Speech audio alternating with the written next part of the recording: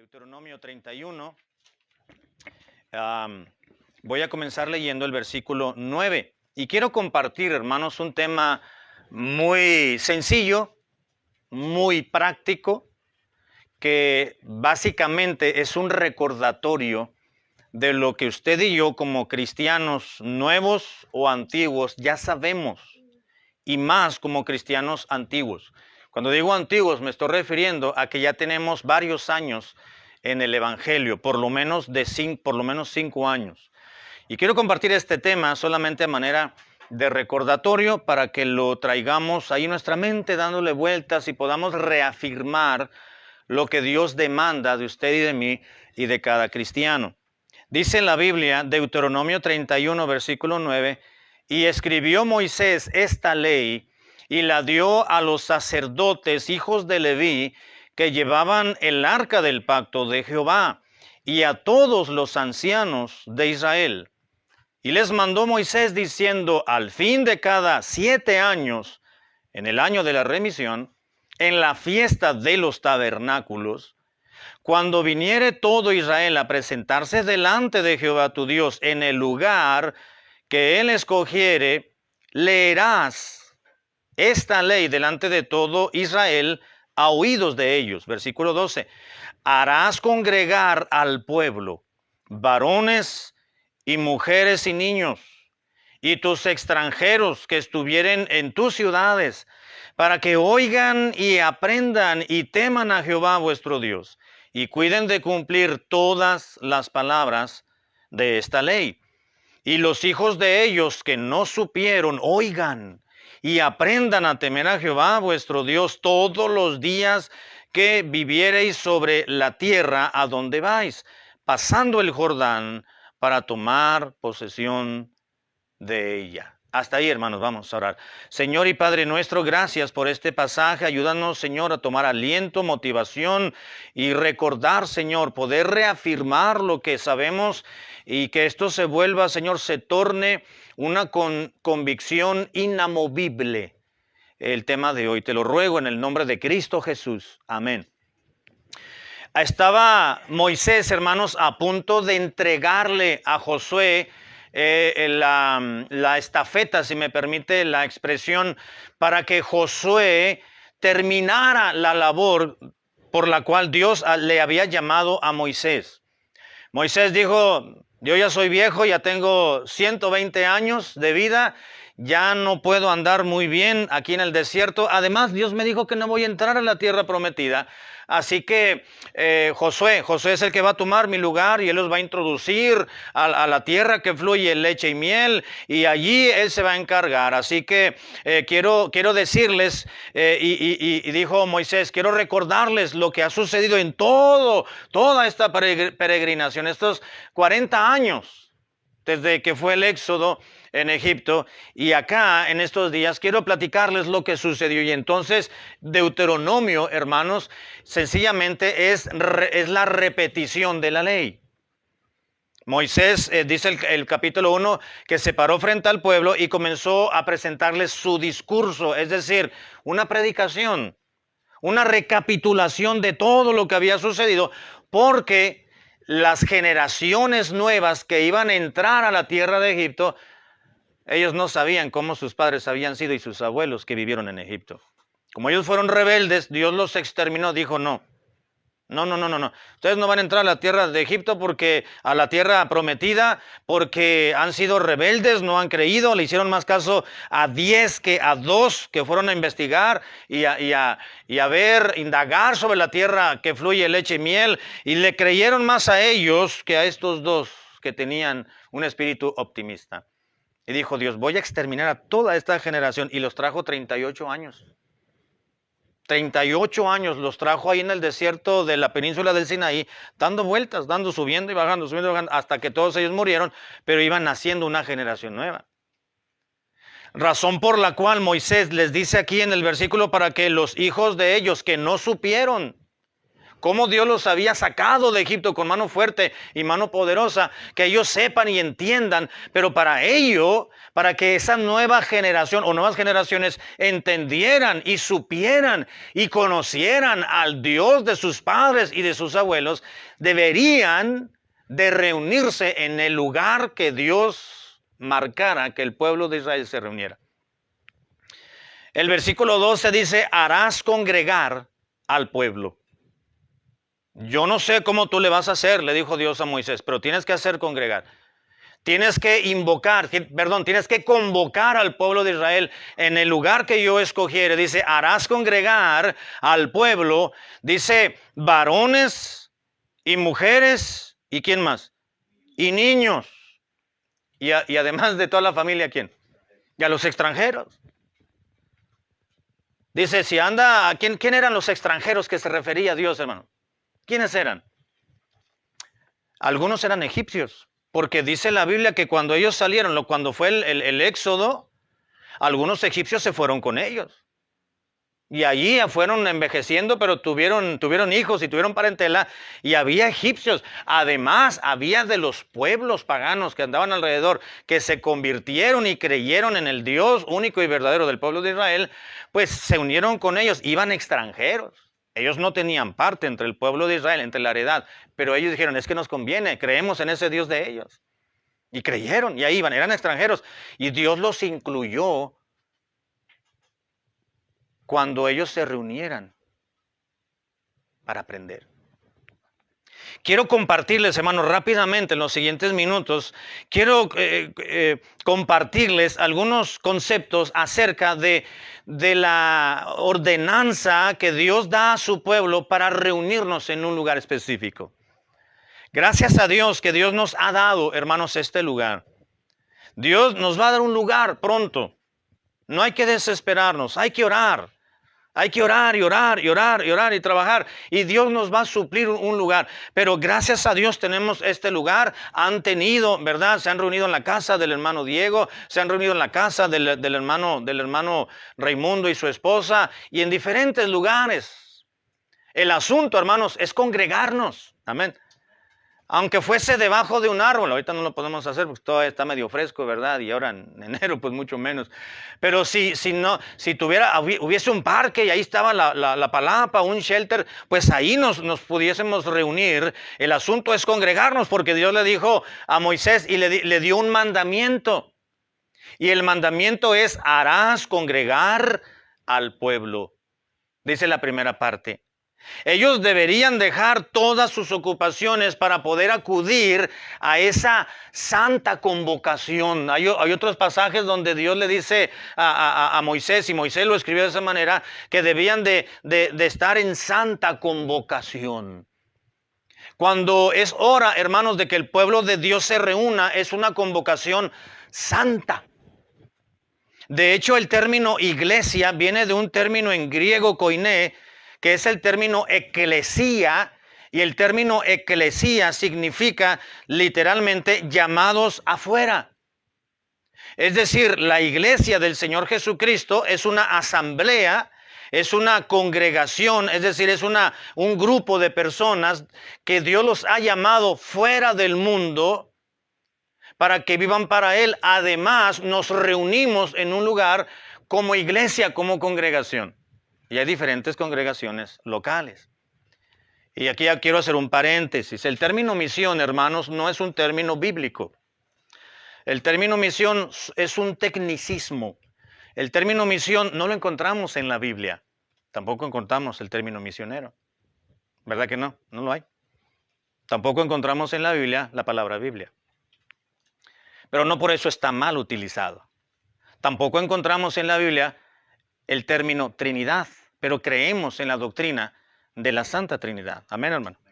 Ahora, el término misión es un tecnicismo, voy a decirlo así, para referirnos a una iglesia que va comenzando.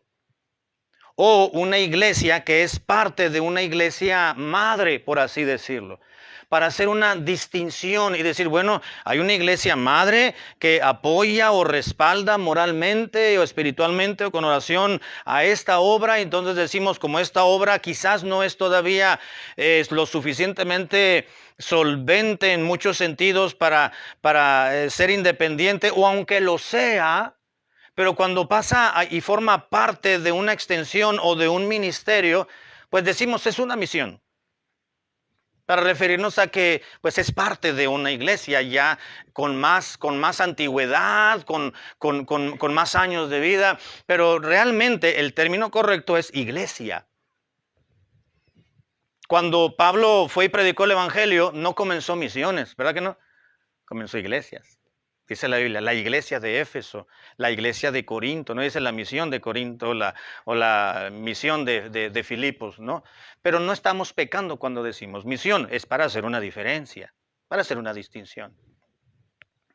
Sin embargo, hermanos, vemos un mandamiento en este versículo 12, harás congregar al pueblo. ¿Qué quiere decir eso, hermano? Que cuando Moisés les dijo, a ver, vamos a reunirnos, hoy es el año sabático, es decir, es el año séptimo, así que los levitas yo ya les proporcioné las tablas de piedra que Dios me dio de los mandamientos, de los 10 en específico, aunque Dios les dio más estatutos y más mandamientos al pueblo de Israel, así que ya les di las tablas para que ellos las aprendieran, las escribieran en pergamino o en papiro para que las recordaran, y ahí están guardadas en el arca del pacto. Así que es el año de la remisión, vamos a hacer santa convocación, y no solamente cada 7 años, sino cada día que debían de reunirse, Dios le dijo a Moisés, harás congregar al pueblo. Diles que dejen de hacer lo que tienen que hacer para que se reúnan. Harás congregar al pueblo.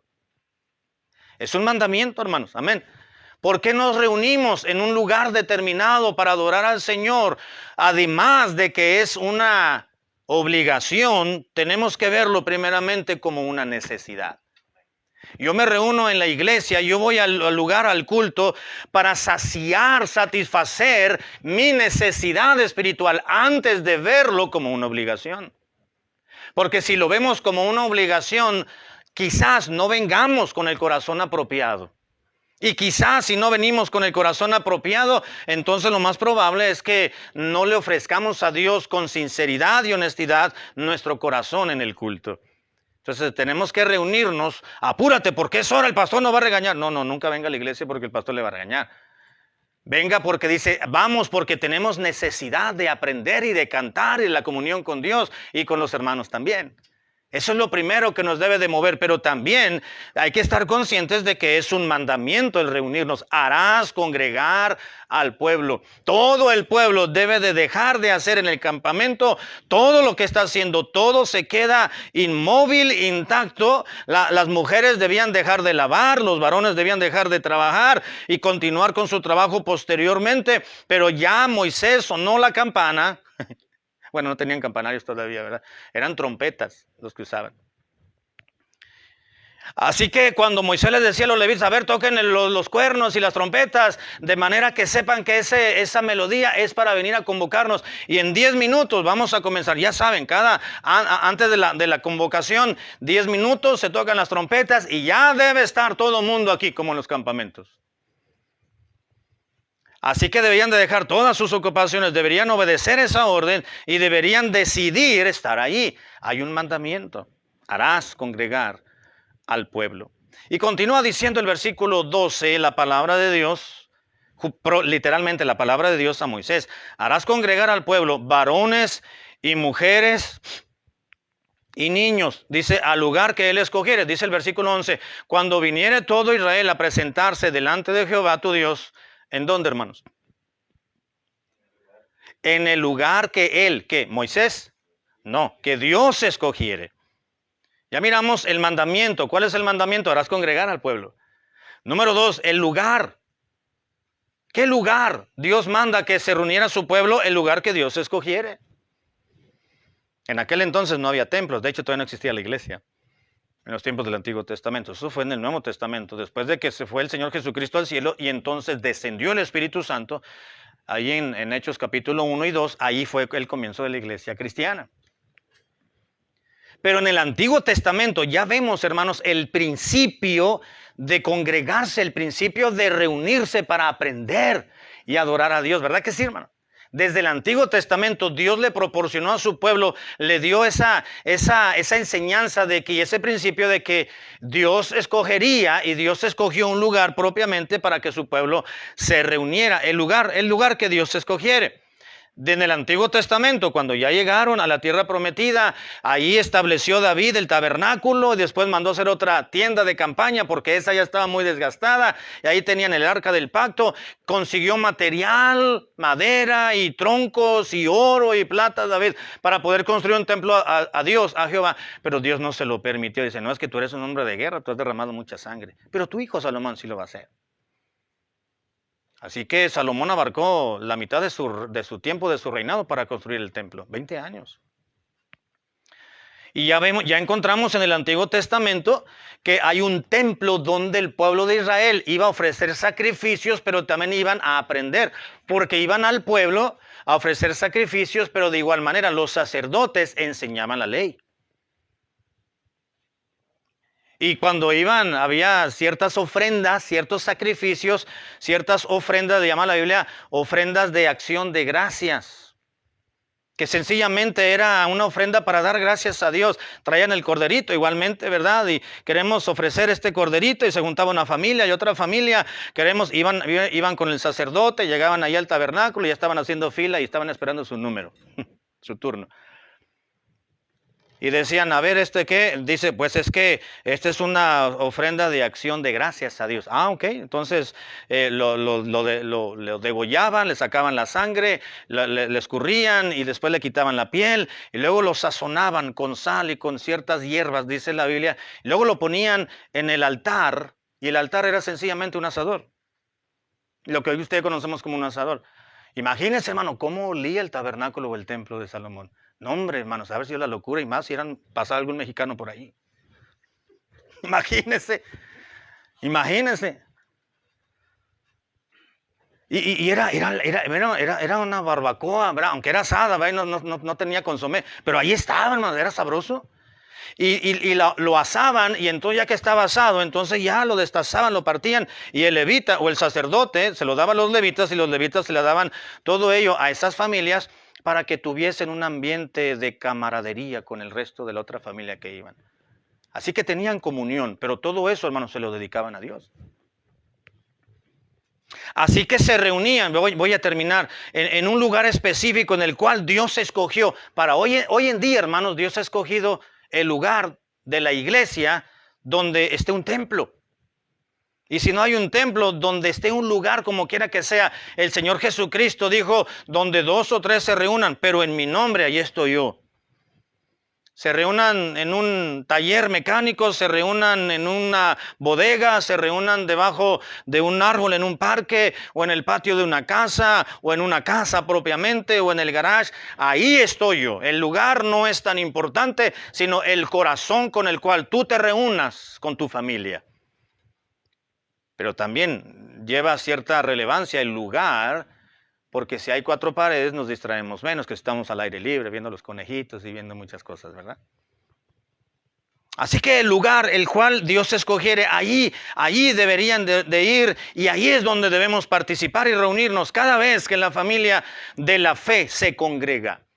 El Salmo 84 que se leyó al principio del culto, ¿lo recuerda? Dice la palabra de Dios, Salmos 84, si me permite unos 5 minutos para terminar, voy a acabar. Salmo 84, cuán amables, dijo el salmista, los hijos de Coré, son tus moradas, oh Jehová de los ejércitos, anhela mi alma, y aún ardientemente desea, ¿qué dijeron ellos? Los atrios de Jehová. ¿Qué son los atrios de Jehová, hermanos? ¿Cuál era el atrio? Era el patio del templo. Decía: mi alma anhela aún los atrios. No solamente el templo, sino el atrio, hermano. Nuestro corazón, hermanos, debe estar inclinado hacia el lugar santo donde el pueblo de Dios se reúne, donde quiera que esté, pero también el entorno donde el pueblo de Dios se reúne. Eso es importante. No solamente se cuida y se respeta dentro del santuario y dentro de los salones y dentro de los pasillos de un templo, sino alrededor también, porque es el templo de Dios. Aún ardientemente desea mi alma, los atrios, mi corazón y mi carne cantan al Dios vivo. Y luego dice, aún los gorriones y las golondrinas se acercan a la casa de Dios y por ahí ponen sus nidos.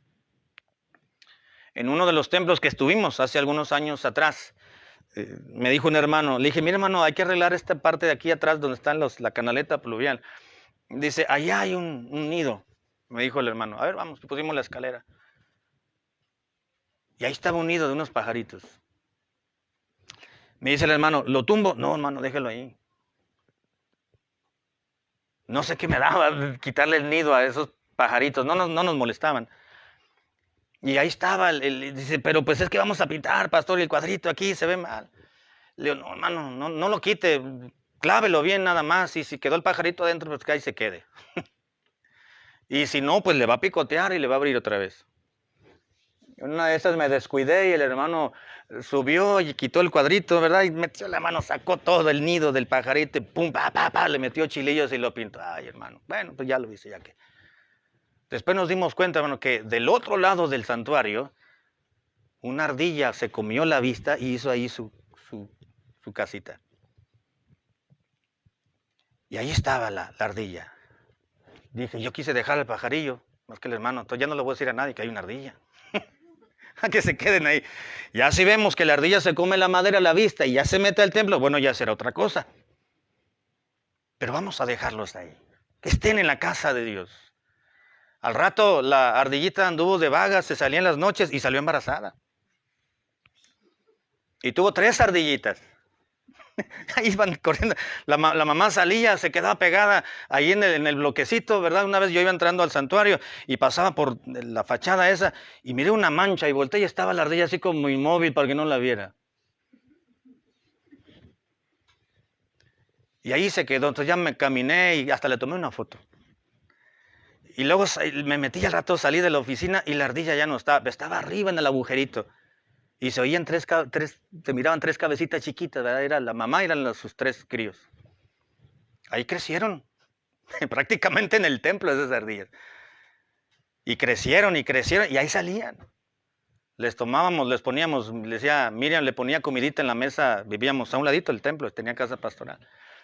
Y había una mesa de picnic atrás en la casa y Miriam le ponía comidita y cuando hacía desayuno, comida, le ponía allá y la ardilla llegaba y comía. Y uno se entretenía con ellos. ¿Por qué? Porque ellos no saben, pero quizás por instinto ellos buscaban la casa de Dios, por un refugio y buscaron la casa de Dios y ahí estaba. Hasta un murciélago buscó el templo. Ese sí se nos metió en una reunión de oración. Y ese sí le dimos flit, ¿verdad? Pero dice, aún el gorrión haya casa y la golondrina un nido, un lugarcito para sí mismos, donde poner sus polluelos cerca de los altares de Jehová. Dice, oh Jehová de los ejércitos, Rey mío y Dios mío, bienaventurados los que habitan en tu casa. Mire, hermanos, si son dichosos esos animalitos, el gorrión y las aves, por estar cerca y buscar la casa de Dios, con mayor razón los hijos de Dios. Bienaventurados, una declaración de bendición y de felicidad por estar en la casa de Dios. Acuérdese, hermano, cada vez que venga y muchachos vengan al culto, hay una bendición de parte de Dios para tu vida, para su vida y para mi vida. Una bendición de Dios. Ahorita que somos pocos, pero cuando hemos estado aquí, todas las sillas reunidas, es una bendición como quiera que sea. Muchos o pocos, apretaditos o medios dispersados como estamos ahorita, pero hay una bendición por estar en la casa de Dios. Voy a terminar. El mandamiento, el lugar, el candidato. Dios mencionó candidatos para que se reunieran. Si volvemos a Deuteronomio 31, dice el versículo 12, harás congregar al pueblo. ¿A quiénes? Varones y mujeres y niños. Dice, y aún tus extranjeros. ¿Quiénes son los candidatos que Dios espera que vayan a adorarle y aprender? Todo miembro de la familia es la indicada para poderse reunir, para aprender la palabra de Dios y adorarle. Mujeres, hombres y niños. Y aún, Dice Dios, no hay límite para que se reúnan en el lugar que yo quiero que se reúnan. Aún tus extranjeros. ¿Sabe quiénes son los extranjeros? Las visitas que nos llegan, hermano. Que son ajenos, son extranjeros a nuestras actividades y a nuestros... ¿No le ha pasado que cuando es hora de venir al culto a veces nos llega una visita? Lo malo es cuando usted se queda en la casa cuando le llega visita y no viene al templo. Porque usted se pierde bendición. Eso fue lo que hizo Tomás el domingo que resucitó el Señor Jesucristo. ¿Verdad que sí, hermano? Todos estaban allí encerrados por miedo a los judíos para que los mataran, para que no los mataran. Pero Tomás, ese domingo que Cristo resucitó, ¿quién sabe dónde andaba pajareando Tomás? Y el Señor Jesucristo resucitó esa madrugada y ni siquiera tocó, Él pasó, traspasó las puertas. Y le dijo, pasa a vosotros. Y vieron la gloria del Señor. Y vio que no estaba Tomás, había 10 nada más. De los 12 quedaban 11. Judas se había suicidado, se había ahorcado. Pero no estaba Tomás. 8 días después, dice en la Biblia, que volvió a buscarlos el Señor Jesucristo y ya estaba presente el que andaba ausente. ¿Dónde estaba? No sabemos.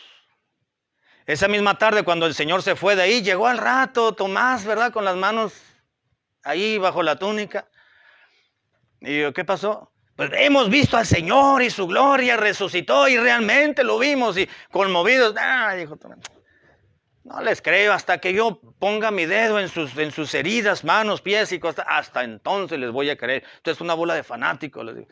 Ustedes están pensando que lo vieron porque tanto que lo quisieron, se acostumbraron a Él. Eso es psicológico. Ustedes ven a la persona que falleció, eso lo pasa a todo el mundo. No, ustedes son unos exagerados. Pero al siguiente domingo estaban reunidos los apóstoles y de repente apareció el Señor y se fue con Tomás. Tomás se perdió mucho, hermano, por no haber estado en el lugar que tenía que estar a la hora que tenía que estar. Se perdió la gloria de Dios, la comunión con el Señor recién resucitado. Candidato, mujeres, varones, niños y aún los extranjeros. Esto quiere decir, queridos hermanos y muchachos, que Dios tiene especial interés en cada uno de la familia. Cada uno. Hay hombres que dicen, no, esas cosas de la iglesia y del Dios son para las mujeres. No es cierto. Son para los hombres. También. Algunos jóvenes dicen, no, eso de ir a la iglesia, las cosas de Dios, de la religión, eso es para los viejitos. Eso es para los que ya no tienen nada que hacer. No, eso es para los niños. Dios dice, harás congregar a hombres, a mujeres y aún a niños. ¿Verdad que hicieron? A niños. La otra vez eran 35 niños. ¿Cuántos niños había en cunas? 19. Gracias a Dios que yo estaba predicando, ¿verdad?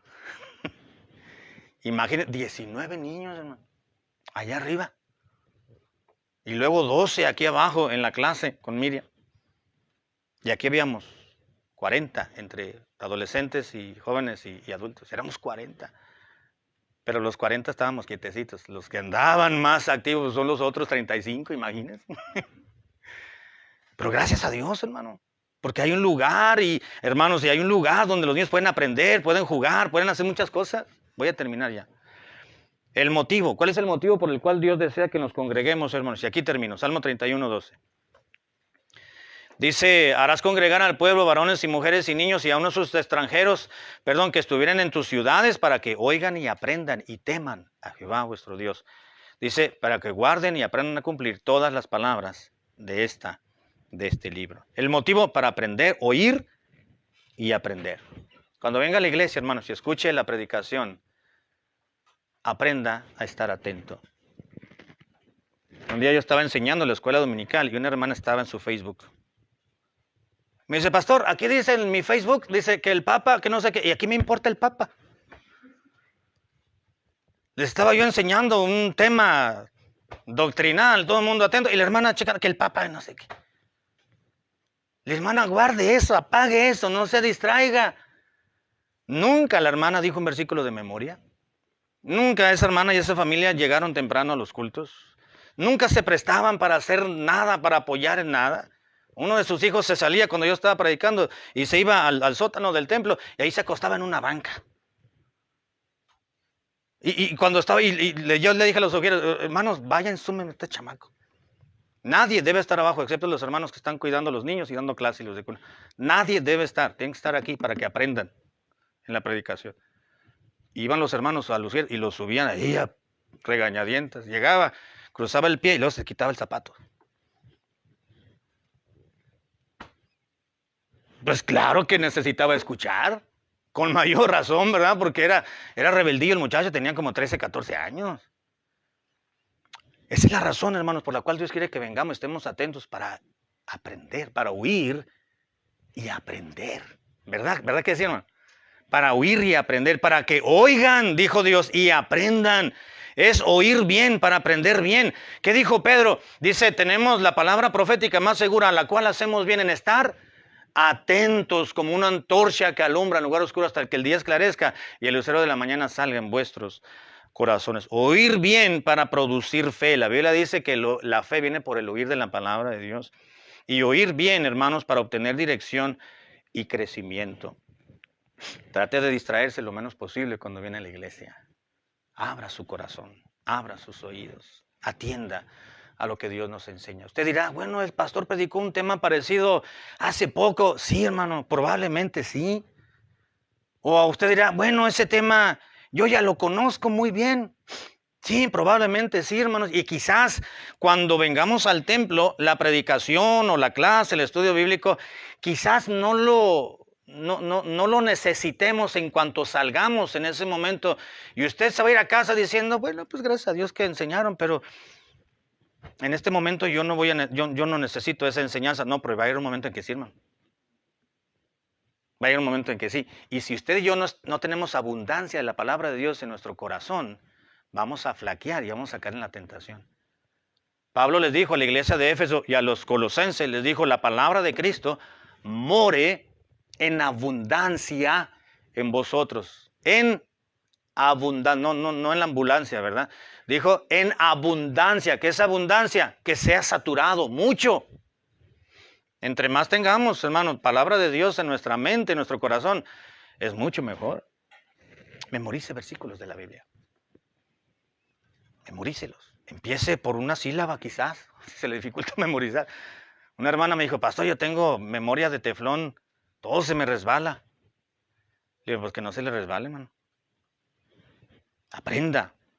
Insístale a su mente, dígale que aunque le traicione, trate de memorizar uno y otra vez y el mismo versículo, aunque tarde, pero apréndaselo de memoria. Palabra de Cristo more en vosotros. El motivo para oír y aprender. Dice al final del versículo, y teman a Jehová, vuestro Dios, y cuiden de cumplir todas las palabras de la ley. ¿Cuál es el fin, hermanos, de venir a la iglesia, de aprender, de escuchar? Temer a Jehová, nuestro Dios.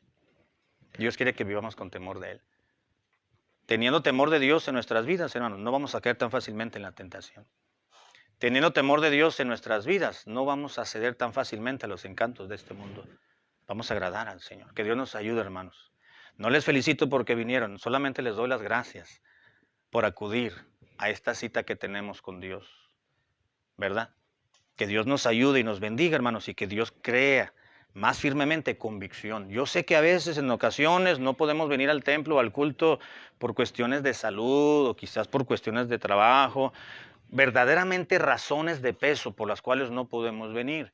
Pero mientras estemos con vida y con salud y tengamos la oportunidad, hermanos, vengamos a los cultos.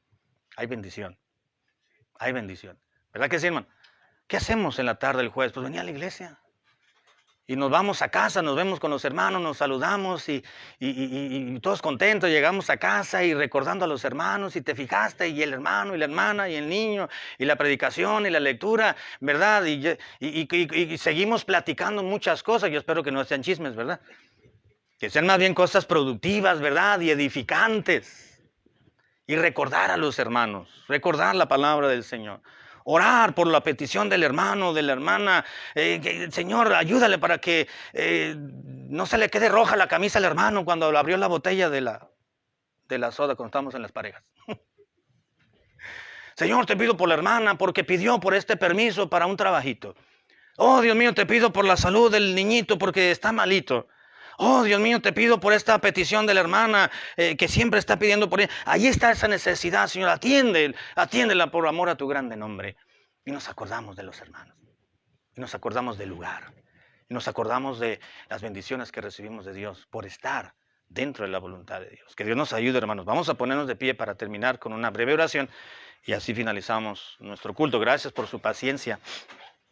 Y gracias por estar aquí. Gracias a Dios. Vamos a orar, hermanos. Señor y Padre nuestro, gracias por darnos tu presencia en esta noche, como en cada noche y cada día tú lo haces. Gracias por los hermanos que vinieron. Hay varios hermanos que no pudieron acudir en esta noche. Yo espero que todo esté bien, que no sea cuestión de salud y que podamos verlos en la próxima semana aquí. Te pido que los que estamos aquí nos haga llegar con bien, con alegría, con protección a nuestras propias casas y nos des un gozo indescriptible dentro de nosotros, Señor, por mucho tiempo, por haber venido a la casa de Dios esta noche. Te pido que bendigas a tu pueblo que se ha reunido aquí y gracias por darnos palabra de Dios, por lo que hemos aprendido, por lo que hemos recordado y por lo que hemos dicho. Honramos y glorificamos tu precioso nombre. En Cristo Jesús te lo imploramos. Amén. Amén. Gracias.